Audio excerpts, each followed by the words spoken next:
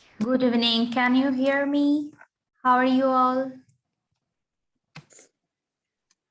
Fine, ma'am. Okay, thank you.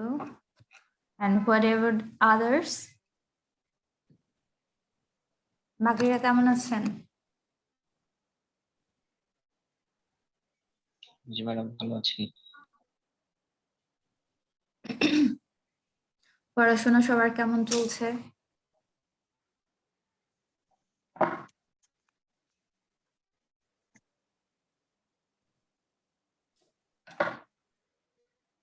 Students, can you hear me? Yes, ma'am. হ্যাঁ, তাহলে উত্তর দিচ্ছে না কেন? পড়াশোনার কথা জিজ্ঞেস করেছি তাই? জি ম্যাম, পড়াশোনা হয় না। এজন্য চুপ করে থাকাই মঙ্গল না? হবে না, পড়াশোনা করতে হবে। ম্যাডাম আমাদের রেজাল্ট কবে দিবেন? রেজাল্ট এমনিতে হচ্ছে ফাইনালি মানে সবগুলো সাবজেক্ট দেয়া শেষ হলে হচ্ছে দিবে, আর সেটা হচ্ছে গ্রেড করে দিবে কিনা আমি কনফার্ম না। ঠিক আছে,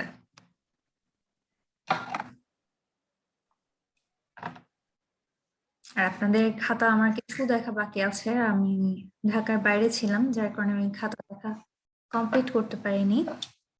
তো আশা করি আমি 2-1 দিনের মধ্যে দেখা শেষ করে আপনাদের মার্কগুলো দিয়ে দিব, যে কে কত পেলেন।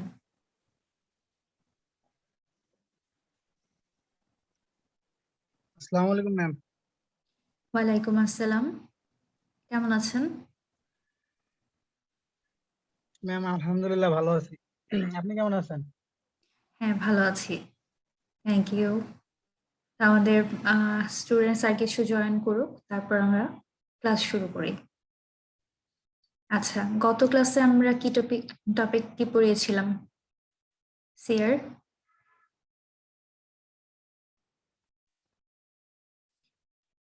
সিয়ার, আপনি এত চুপচাপ থাকেন কেন? আপনার তো আরো বেশি হচ্ছে রেসপন্স করার কথা।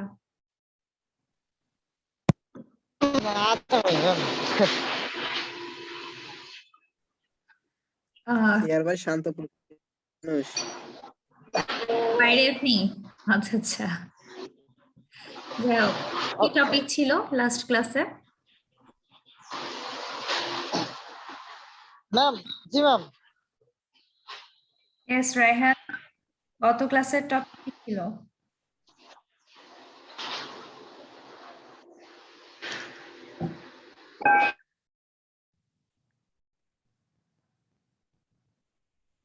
আচ্ছা, গত ক্লাসের টপিক ছিল ডেভেলপমেন্ট অফ রিডিং স্কিল। সবাই পড়েছেন?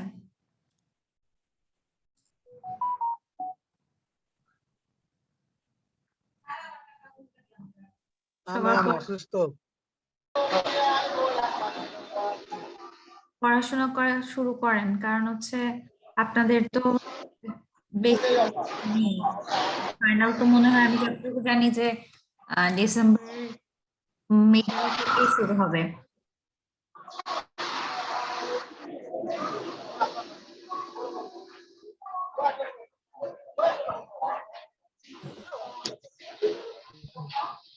তো এখন থেকে পড়াশোনা না করলে পরে হচ্ছে কিন্তু আপনারা একদিনে পড়ে সবকিছু পারবেন না।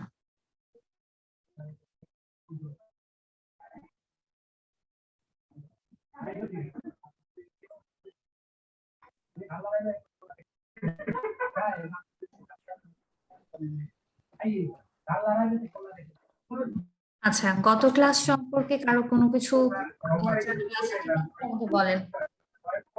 যদিও ম্যাক্সিমামই বলছেন যে পড়াশোনাই করেননি, যারা পড়েছেন তাদের মধ্য থেকে বলেন যে মানে কারো কোনো প্রবলেম আছে কিনা।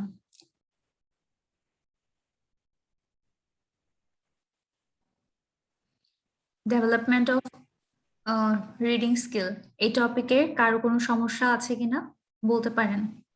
লাস্ট ক্লাস সম্পর্কে কোনো কিছু জানার থাকলে আস্ক করতে পারেন, যে কোথাও পড়তে গেলে করতে গিয়ে কোনো সমস্যা হয়েছে কিনা, বুঝতে পারেননি এরকম।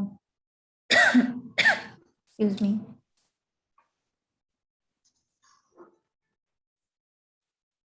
আচ্ছা, কারো কোনো প্রশ্ন নেই, তার মানে সবাই ভালো বুঝেছেন আশা করছি। কারো কোনো প্রবলেম নেই। স্টুডেন্ট জয়েন এখনো অনেক বাকি আছে জয়েন করা। আমরা একটু সময় নিচ্ছি, আর 2 মিনিট সময় নিচ্ছি, তারপর আমরা ক্লাস শুরু করে দেব।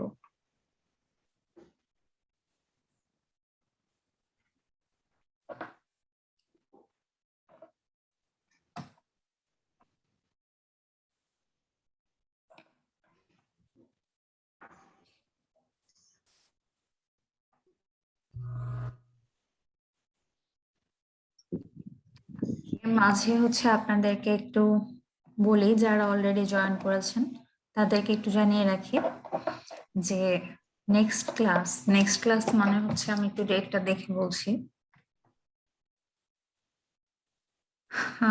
আজকে হচ্ছে নভেম্বরের 15, আপনাদের নেক্সট ক্লাস নভেম্বর 22 তারিখ।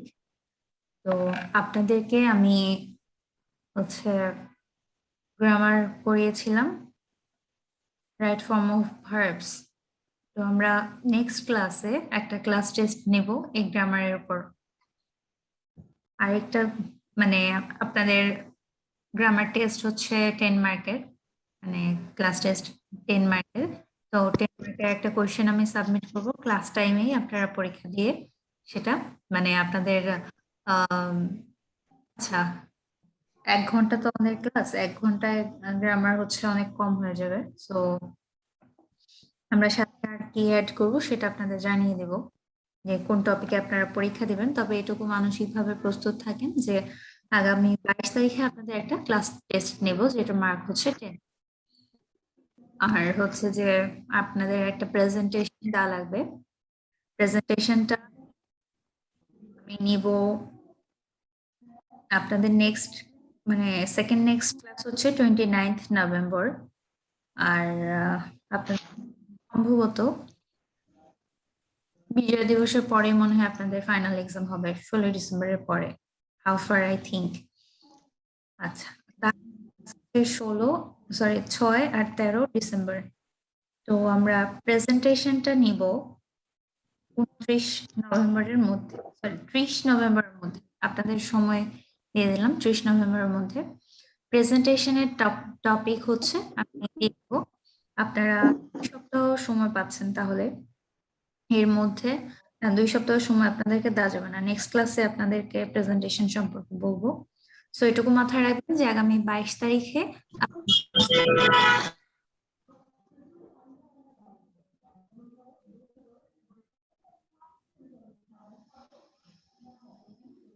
আচ্ছা, আপনাদের ফাইনাল এক্সাম কত তারিখে, এরকম কোনো ডিক্লারেশন দেওয়া হয়েছে কি? জি না ম্যাডাম, এখনো দেওয়া হয় নাই। ম্যাম, যতটুকু আমরা শুনছিলাম মানে আমাদের ক্যালেন্ডার অনুযায়ী 15 তারিখের পর থেকে আর কি ফাইনাল এক্সাম। হ্যাঁ, 15 তারিখের পরেই আমিও ধারণা করি। 15 তারিখের পর 16 তারিখ যেহেতু আমাদের ভিক্টোরি ডে, তো 16 তারিখের পরেই সম্ভবত শুরু হবে পরীক্ষা। আচ্ছা, আমরা অলরেডি অনেকক্ষণ অপেক্ষা করেছি, 10 মিনিট হয়ে গেছে, 11 মিনিট রানিং। সো আমরা ক্লাস শুরু করছি। আজকের টপিক আপনারা হয়তো গুগল ক্লাসরুমে দেখেছেন, ফ্লুয়েন্সি ইন ইংলিশ। সো এটার জন্য প্রথমে কিছু কথা বলে নিই, সেটা হচ্ছে যে ফ্লুয়েন্সি ইন ইংলিশ এটা বলতে আমরা কি বুঝি। সি বলতে বুঝি যে আমরা যে কথা বলছি, বাংলায় কথা বলছি, তো বাংলায় আমরা যখন কথা বলি তখন আমরা কি করি, খুব ফ্লুয়েন্টলি বলি, মানে স্বচ্ছন্দ বোধ করি, এবং খুব তাড়াতাড়ি বলা, শব্দ চয়ন খুব ভালোভাবে করা, বা উচ্চারণ থেকে শুরু করে প্রত্যেকটা বিষয়ে আমরা খুব দক্ষতার সাথে ভাষাটা ব্যবহার করে থাকি। এখানে বাংলায় কথা বলতে গেলে কিন্তু আমরা আটকে যাই, আমাদের মধ্যে কোনো জড়তা কাজ করছে না। কারণ কি, এতে মাতৃভাষা, আমরা ছোটবেলা থেকে এই ভাষাতেই কথা বলে বড় হয়েছি। But whenever we talk in English, face several problems to communicate. What kind of problems? আচ্ছা, আমি একটু মিউট করছি, কেউ কথা বললে আনমিউট করে কথা বলবেন। So, what kind of problems? We feel shy, we feel inertia. Inertia মানে হচ্ছে জড়তা। We feel inertia, then we don't get the proper environment. তারপর মনে করেন অনেকে আমরা চিন্তা ভাবনা করি, হাই হাই ইংলিশ বলবো, আমার পাশে মানুষটা কি বলবে, বা মানুষ শুনলে কি বলবে, হাসবে, আমার ইংলিশ বলা এত ভালো না, আমার ফ্লুয়েন্সি অনেক কম, আমার ভোকাবুলারি নলেজ অনেক কম, আমি ইংলিশে কথা বলতে পারি না ঠিকঠাক মতো, আমি কি করে মানুষের সামনে ইংলিশে কথা বলবো, বা আমি আমার ফ্রেন্ডদের সাথে টিচারদের সাথে কিভাবে ইংরেজিতে কথা বলবো। তো আমরা কি করি, জড়তা অনুভব করি বা লজ্জা বোধ করি। So if we feel shy or if we feel inertia, then we cannot be fluent in speaking English. আমরা লিখতে পারি, অনেকেই আছে যে আমরা বলি যে যখন আমরা ক্লাস করি তখন আমরা কিছু বলতে বললে স্টুডেন্টদেরকে বলে যে ম্যাম লিখতে পারবো, বলতে পারবো না। এটা কিন্তু একটা কমন কথা, কমন এক্সকিউজ স্টুডেন্টদের। সো আমি যদি লিখতে পারি তাহলে আমি বলতে কেন পারবো না? কারণ হচ্ছে আমার পড়া কিংবা লেখার ক্ষেত্রে যতটুকু প্র্যাকটিস করা হয়, আমাদের বলার বা শোনার ক্ষেত্রে এতটা প্র্যাকটিস আমরা করি না, যার কারণে আমরা লিসনিংটাও কম বুঝি, আবার স্পিকিং এর ক্ষেত্রে আমরা ফ্লুয়েন্ট হতে পারি না। তো এই ক্ষেত্রে আমাদের কি করা উচিত? আমাদের অবশ্যই অনেক বেশি প্র্যাকটিস করা উচিত এবং জড়তা কাটিয়ে, লজ্জা কাটিয়ে আমাদের ইংরেজি বলার চেষ্টা করতে হবে। সো এই হচ্ছে মূল আলোচনা ফ্লুয়েন্সি ইন ইংলিশের। So we can see here the definition of fluency. What is fluency? আমরা ফ্লুয়েন্সি বলতে কি বুঝি এখান থেকে একটু দেখছি। The ability to speak English easily, accurately, articulately, smoothly, smartly, confidently and naturally. তার মানে what is fluency? Fluency is the ability to speak English easily, accurately, articulately, smoothly, smartly, confidently and naturally. দেখেন কতগুলো adjective ব্যবহার করা হয়েছে বা adverb ব্যবহার করা হয়েছে। এগুলো কি প্রত্যেকটাই বলছে যে মানে ভাষার ব্যবহারের ক্ষেত্রে যে গুণাগুণ থাকার কথা। দেখেন প্রত্যেকটা ওয়ার্ড, প্রত্যেকটা অ্যাডভার্ব কিন্তু আমাদেরকে এইটাই বলছে যে কিভাবে একটা ভাষা সুন্দর করে প্রেজেন্ট করা যায়। তো ভাষা কি? ভাষা হচ্ছে the medium of communication. So whenever we want to express our opinion, we want to express ourselves, we want to present our knowledge, or we want to communicate with someone, then we have to use language. And if we cannot properly use language, the other person or the audience cannot understand us properly, and we will be unable to express our opinion comfortably, properly, and fully. So if we want to express ourselves, we have to get the fluency in language. So as English is not our mother tongue, we have to practice it more and more to get the fluency in English. And if we do not get the fluency in English, we will be unable to express ourselves, express our opinion, or communicate to the foreign people properly or easily or clearly. So we have to get the fluency in English. And now come to the point why you are not fluent. আমরা একটু আগে বলেছি যে কেন আমরা fluency gain করতে পারি না বা কেন আমরা ফ্লুয়েন্ট না। প্রথম কথা বলেছিলাম যে আমরা হেজিটেট ফিল করি, শাই ফিল করি, অথবা আমরা কি করি, ইনার্শিয়া ফিল করি, জড়তা কাজ করে আমাদের মধ্যে বলার ক্ষেত্রে। তো আমরা অনেকেই বলি যে আমি ইংলিশ শুনলে বুঝতে পারি কিন্তু বলতে পারি না। কেন? কারণ হচ্ছে আমরা প্রতিনিয়ত শুনছি, হয়তো মিউজিক শুনছি, ইংলিশ মুভি দেখছি, ইংলিশ নিউজ শুনছি, দেখছি, বা ইংলিশ নিউজ পেপার পড়ছি, আর আমরা ইংলিশ ইংলিশ পড়ছি, লিখছি, যার কারণে আমরা বুঝতে পারি, কিন্তু বলতে গেলে আটকে যাই। কিসের জন্য আটকে যাই? কারণ বাকি কাজগুলো করলেও আমরা হচ্ছে কখনো ইংলিশ স্পিকিংটা ওইভাবে প্র্যাকটিস করি না। মানে in our daytime or in our everyday life, we do not practice English in speaking. So if we continue speaking in English and practice it regularly, then we will get fluency. So now come to the point why you are not fluent. First of all, the point is you are afraid of speaking English. যেটা মূল সমস্যা, যে আমরা ইংরেজি বলতে ভয় পাই। Second one is you do not have English speaking environment. অর্থাৎ আমাদের যে পরিবেশটা আছে বা আমরা যে মানুষদের সাথে বসবাস করছি, আমরা কি বাংলা ভাষাভাষী মানুষের মাঝেই বসবাস করছি।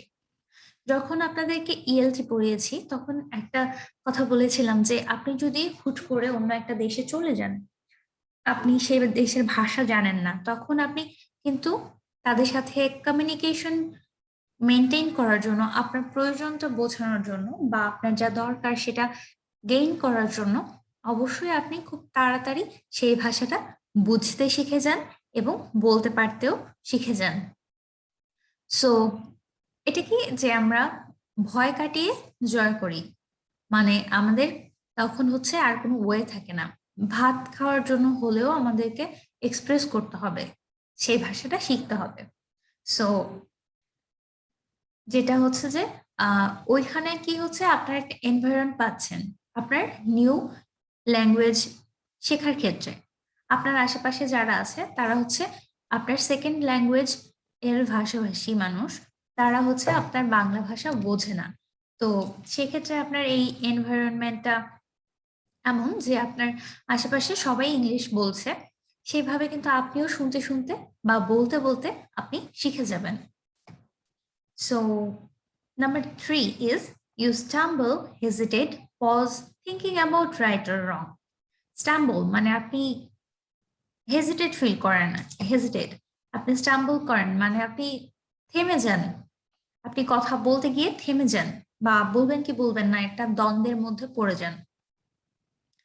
Pause, thinking about right or wrong. এবং আমরা কথা বলতে গিয়ে সবচেয়ে বেশি যে জিনিসটা করি সেটা হচ্ছে যে আমি যে ইংরেজি বলছি সেটা কি আমি শুদ্ধ বলছি না ভুল বলছি, এটা নিয়ে আমরা খুব বেশি চিন্তা করি। সো এই চিন্তা করতে করতে দেখা যায় যে আমরা এগোতে পারি না, মানে আমরা বলার মতো কোনো কমফর্ট ফিল করি না, বা বলবো কি বলবো না এরকম চিন্তা করতে থাকি যে ভুল বলছি না সঠিক বলছি। এসব চিন্তা করতে করতে আমরা কথা কন্টিনিউ করতে পারি না, বা আমরা থেমে থেমে কথা বলি, চিন্তা করে করে কথা বলি যে আমি কোনটা সঠিক সেটাই বলবো। তো এই জিনিসগুলো হচ্ছে ফ্লুয়েন্সি না সৃষ্টি করার অনেক বেশি কারণ। Okay, number 4 is you have inertia and gap in the middle when you speak. এই যে inertia, জড়তা, আপনি যখন কথা বলছেন কথার মাঝখানে আপনি জড়তা ফিল করছেন এবং গ্যাপ দিচ্ছেন, অর্থাৎ একটা শব্দ থেকে আরেকটা শব্দ অথবা একটা সেন্টেন্স থেকে আরেকটা সেন্টেন্স বলার ক্ষেত্রে আপনি অনেক থেমে থেমে কথা বলছেন, আপনি চিন্তা করে করে কথা বলছেন, এই যে গ্যাপ দিচ্ছেন কথার মাঝখানে, এই কারণে হচ্ছে ফ্লুয়েন্সিটা মেনটেন হচ্ছে না, থেমে যাচ্ছে। Number 5, you cannot make correct sentences. Speaking এর ক্ষেত্রে একটা বড় যে জিনিসটা সেটা হচ্ছে যে আমরা গ্রামার অবশ্যই ফলো করি, বাট আমরা যদি এমন হয় যে আপনি ইনফর্মালি কারোর সাথে কথা বলছেন, like you are not in the interview or business meeting or anything like these in formal meetings, you are just communicating with your friends, your locality or your neighbors or family members, so there you should not be formal. সেক্ষেত্রে কিন্তু you must not follow the grammatical rules, so you do not have to follow the grammatical rules strictly, because you have to continue the communication. You are not taking class on grammar. So যেহেতু আপনার কমিউনিকেশনটাই হচ্ছে সবচেয়ে বড় উদ্দেশ্য, যে আপনি কথা বলবেন, সেটার ক্ষেত্রে যদি আপনি বারবার গ্রামারের চিন্তা করতে থাকেন তাহলে কিন্তু কথা বলতে পারবেন না। কিন্তু আপনাকে এই যে আই ইট রাইস, অন্তত পক্ষে এই 3টা শব্দের প্রয়োগের ক্ষেত্রে আপনাকে ভাবতে হবে যে কোনটা আগে বসবে কোনটা পরে বসবে। এতটুকু রুল তো আপনাকে জানতে হবে। তার মানে আমরা বুঝতে পারছি কি যে আমাদেরকে মিনিমাম একটা গ্রামাটিক্যাল নলেজ রাখা লাগবে। আদারওয়াইজ ইফ আই সে এটাই রাইস, হয়তো মানুষ বুঝতে পারবে কিন্তু সেটা কিন্তু কারেক্ট সেন্টেন্স হলো না। সো আমাদেরকে কারেক্ট সেন্টেন্স মেক করা শিখতে হবে। তাতে করে কি হবে যে অন্তত পক্ষে আপনি কিছু মানে প্র্যাকটিস চালিয়ে যেতে পারবেন। কিন্তু আপনি যদি একেবারেই কারেক্ট সেন্টেন্স তৈরি করতে না পারেন কিংবা আপনি ওই ল্যাঙ্গুয়েজ সম্পর্কে কোনো কিছুই না জানেন, তখন কিন্তু আপনি আটকে যাবেন। আপনি একটা জায়গায় 2টা সেন্টেন্স আর বলতে পারবেন না। ওকে, সো এই জিনিসগুলো বা গ্রামাটিক্যাল নলেজের লেকিং, প্র্যাকটিসের লেকিং, এই জিনিসগুলো হচ্ছে আমাদেরকে কারেক্ট সেন্টেন্স তৈরি করতে শেখায় না, মানে আমাদেরকে প্র্যাকটিস করতে হবে তাহলে। Okay, next point is you have the lack of communicative grammar.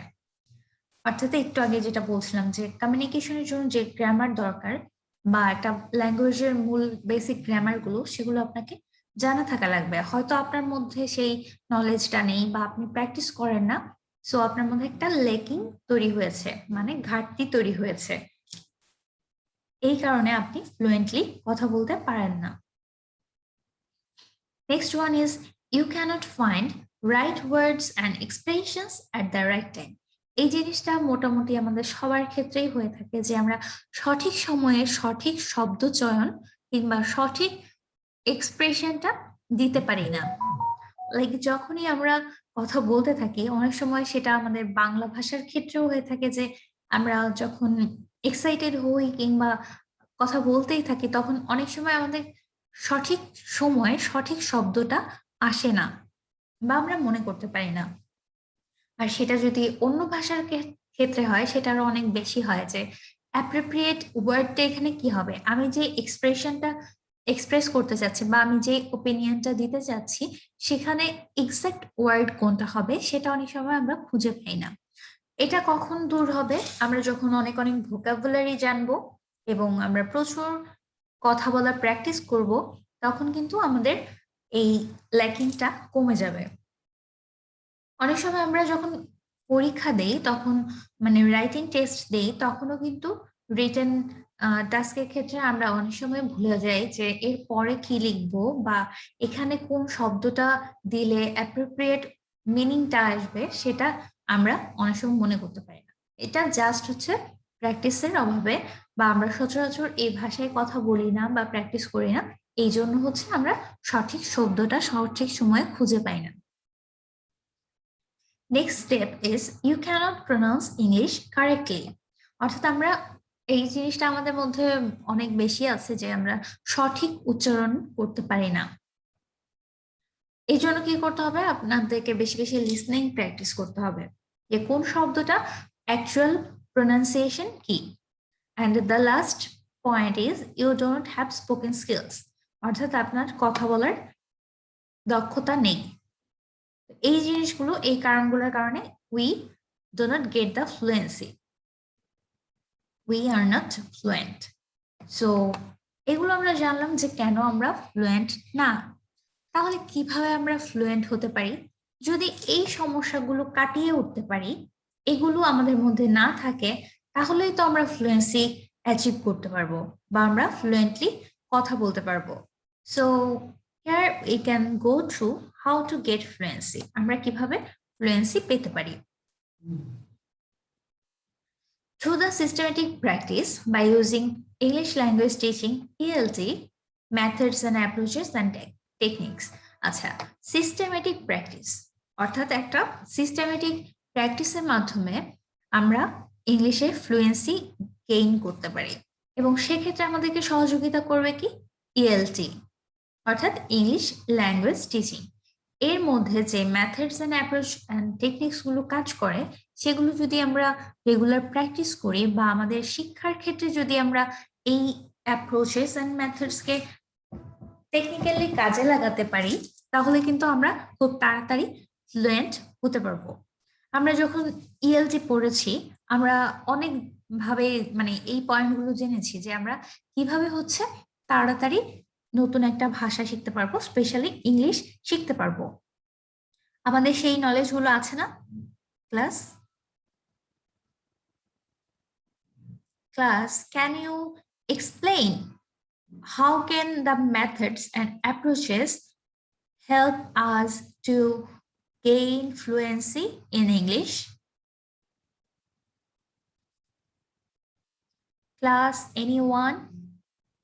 How can ELT help us to get fluency in English?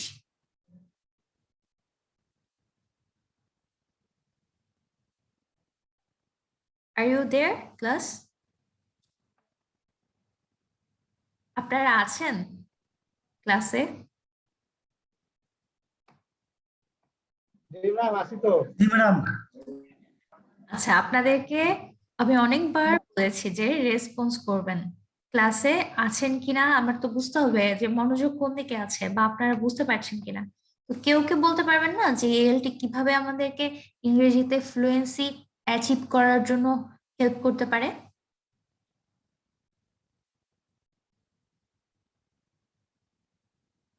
Anyone? Madam এইমাত্র যে সিস্টেমগুলি বলছেন এগুলি আমরা অ্যাভয়েড করলেই ওভারকাম করলে ফ্লুয়েন্সি করে কথা বলতে পারবো। একটু উদাহরণ দিয়ে বলেন, কোন আপনার কাছে কি মনে হয় যে কোন মেথড বা অ্যাপ্রোচটা আমাদের তাড়াতাড়ি ইংরেজির ফ্লুয়েন্সি পাওয়ার জন্য হেল্প করতে পারে বা কিভাবে করতে পারে একটু ডেসক্রাইব করেন। English language teaching method approach the technique.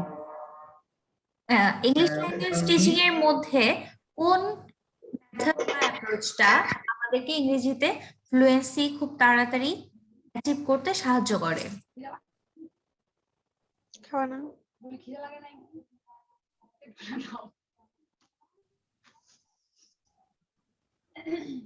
Anyone?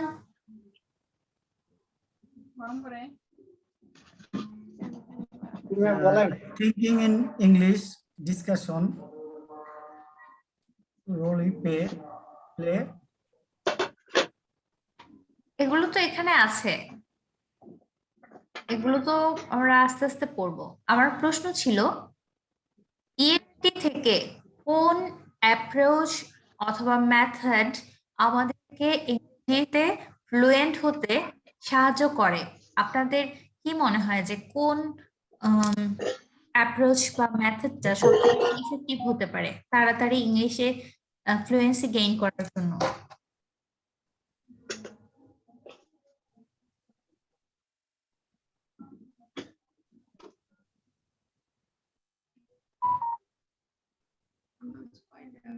আচ্ছা, কারোরই কোনো আইডিয়া মনে হয় কাজ করছে না। আমরা ডাইরেক্ট মেথড, আমার মনে হয় ডাইরেক্ট মেথড যেটা প্রতিদিন কথা বলার মাধ্যমে হতে পারে। এই তো একজন একটু বলতে পেরেছেন। আর কারো কোনো কিছু, কারো কোনো অপিনিয়ন আর আছে? কথা বলার সময় কোনো গ্রামাটিক্যাল ভুল শুদ্ধ হচ্ছে কিনা এটা চিন্তা ভাবনা না করে মিনিমাম ক্রাইটেরিয়ার মাধ্যমে কথা বলা, মানে আমার কাছে মনে হচ্ছে ডাইরেক্ট মেথড যেটা এটা সলিউশন। আচ্ছা, থ্যাংক ইউ সো মাচ যে আপনি একটু হলেও চিন্তা করে কথা বলেছেন। আচ্ছা, আর কারো কোনো অপিনিয়ন আছে?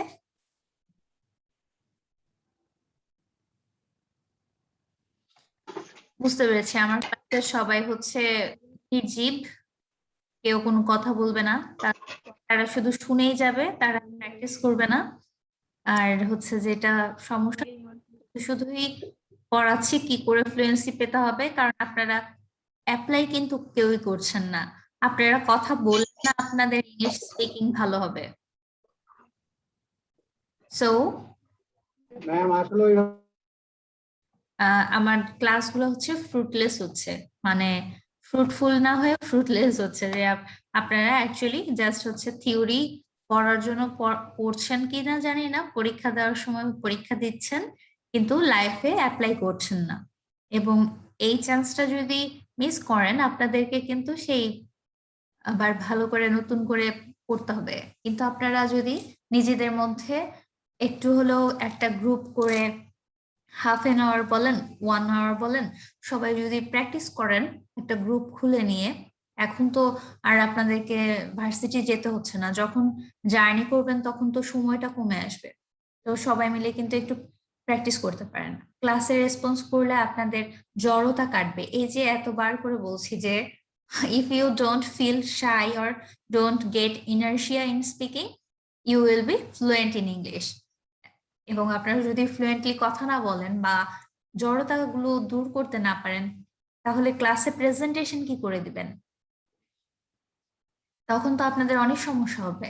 দেখা যাবে যে মানে আমার প্র্যাকটিক্যাল এক্সপিরিয়েন্স থেকে বলছি, অনেকে দেখা যায় যে প্রেজেন্টেশন দিতে গেলে তাদের হাত পা কাঁপে, চাকরির ইন্টারভিউ দিতে গেলে হাত পা কাঁপে, তারপর হচ্ছে কিছু বলতে বললে ভয় পায় বা লজ্জা বোধ করে, ইনার্শিয়া ফিল করে।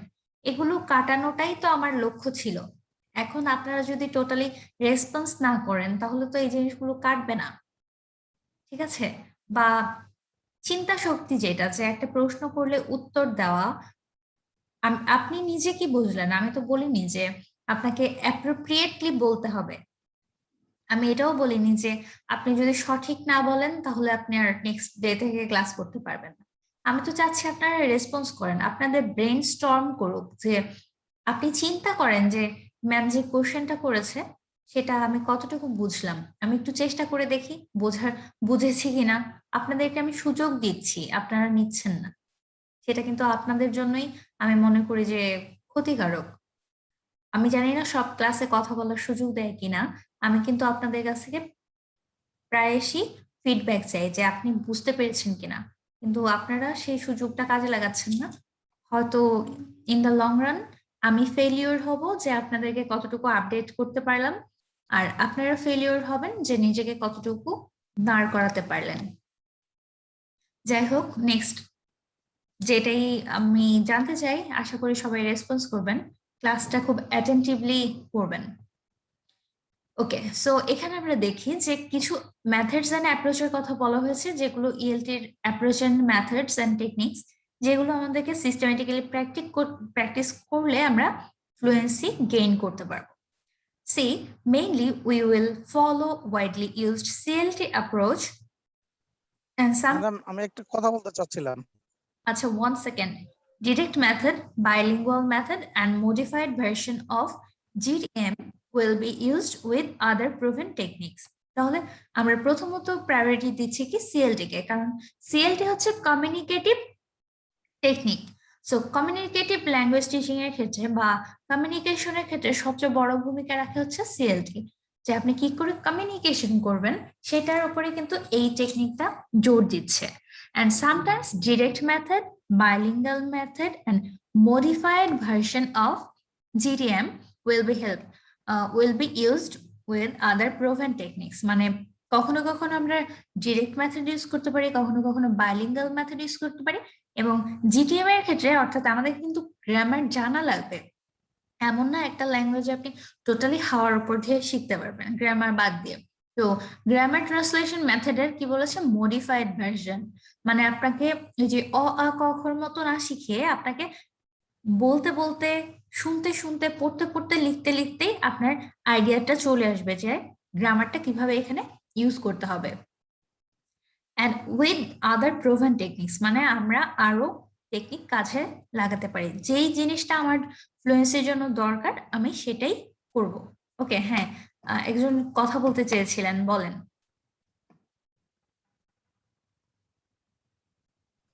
জি ম্যাম, বলতে চাচ্ছিলাম যে প্রেজেন্টেশন যে আমাদেরকে দিতে হবে, এটা কিভাবে, আমরা তো বুঝি না, নতুন। আচ্ছা, এটা আমরা ক্লাসের শেষে আলাপ করব, কারণ হচ্ছে আমরা এখন যেই টপিকে আছি আমরা সেই টপিকে থাকি। ক্লাসটা আগে মনোযোগ। ওকে আমরা সেটা নিয়ে আলোচনা করব, কোনো চিন্তার কারণ নেই। Okay ma'am. ওকে, আচ্ছা তাহলে ক্লাসটা একটু মনোযোগ দিয়ে করি, এখন অন্য চিন্তা না করি আমরা। দেখেন, strategies to develop fluency in English.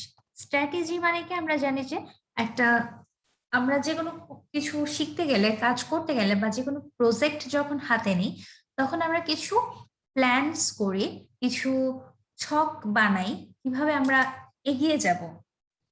তো এখানেও বলা হয়েছে যে আমরা যদি ইংলিশে ফ্লুয়েন্সি আনতে চাই, to develop fluency in English speaking, তো কি কি স্ট্র্যাটেজি আমরা ফলো করতে পারি।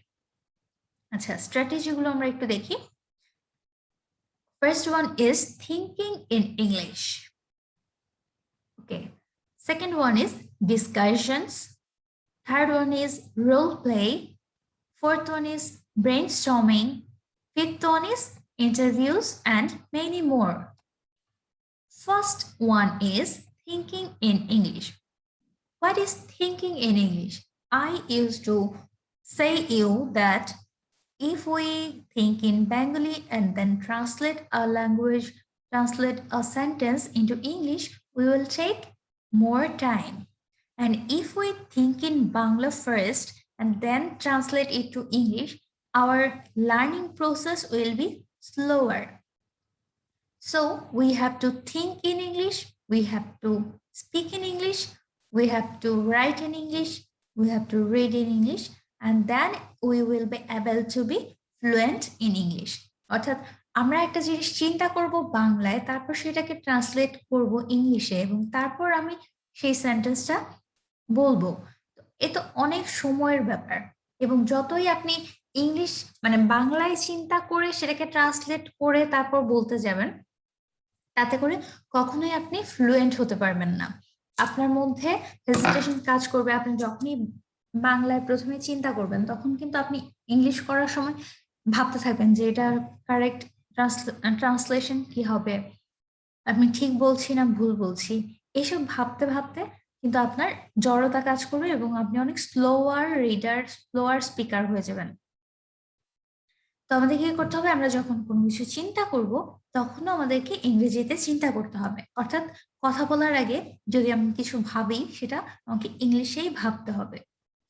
Number 2 is discussions. So discussion সম্পর্কে আপনাদেরকে বহুবার বলছি যে গ্রুপ ডিসকাশন করেন কোনো একটা টপিক নিয়ে। যখন আপনারা নিজেদের মধ্যে ডিসকাস করতে থাকবেন এবং কোনো টপিক নিয়ে আলোচনা করবেন, আপনার যতটুকুই নলেজ আছে সেটা আপনি আরেকজনের সাথে শেয়ার করবেন, ক্লাসে আপনারা রেসপন্স করবেন, তো ক্লাসে টিচারের সাথে ডিসকাস করবেন, স্টুডেন্ট মানে আপনাদের ক্লাসমেটদের সাথে ডিসকাস করবেন, কোনো গ্রুপ বানিয়ে নেবেন। তখন ডিসকাশন করলে কিন্তু আপনাদের প্র্যাকটিস অনেক বেশি হবে এবং তখন আপনাদের মধ্যে থেকে আস্তে আস্তে জড়তা কাটতে শুরু করবে। আপনারা অন্যদের সাথেও আস্তে আস্তে ইংলিশে কথা বলতে শুরু করতে পারবেন। আচ্ছা, we have less than 1 minute, so if the period is over, then please rejoin the same link.